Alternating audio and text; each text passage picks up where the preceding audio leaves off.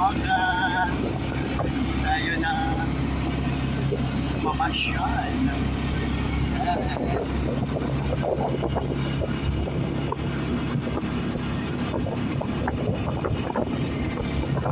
Ayan guys, ang aking kapaligiran.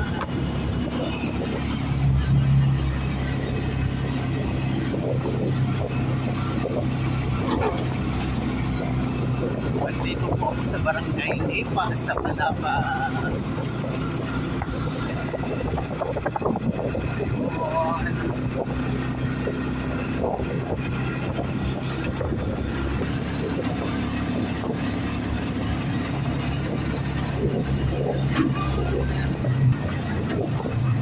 So yun guys, andito na tayo sa lugar ng aking pinsan na si Kuya Pasio. Ayan.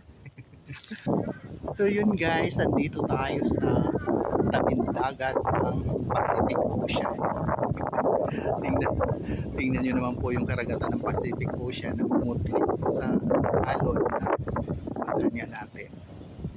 Ayan, binisita ko yung pinsan ko, si Kuya Pasio, dahil tinignan ko yung kanyang bahay na pinagawa. So medyo pinuwawa.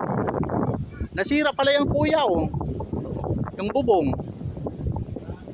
So yun, nalaglagan pala yung natupi na yun. So yun guys, tapos ayun naman yung highway. Yan. Nagkukupli si Haring Araw, ayaw magpakita.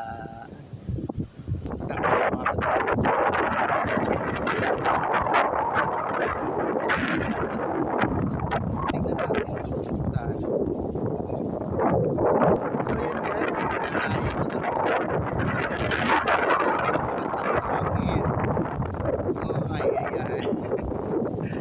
ayun, ang ganda lang. Nagputian ang mga alon sa laot. So yun guys, andito na tayo sa dalampasigan at umuulan na doon. Ako, wag naman sana tayo mabutan. Tingnan nyo po, nagpuputian yung alon dahil pa high tide na. Dito po tayo sa kasalukuyan sa dagat ng Pacific Ocean. At may mga matanim po yan ng mga mangrove dyan sa dagat para pag umalon hindi masyado dito sa dalampasigan. So yun po, nandito tayo ngayon sa lugar ng nanay dito sa Palapa, sa distrito.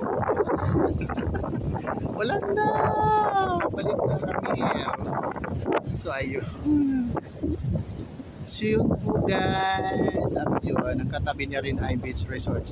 Ito kasing area dito hindi pa masyado na tawag dito na didevelop. Yan, hindi pa rin may-ari. So yun, muli maraming salamat sa patuloy na pagsubaybay sa aking mamumunting video sa Kapitan Area.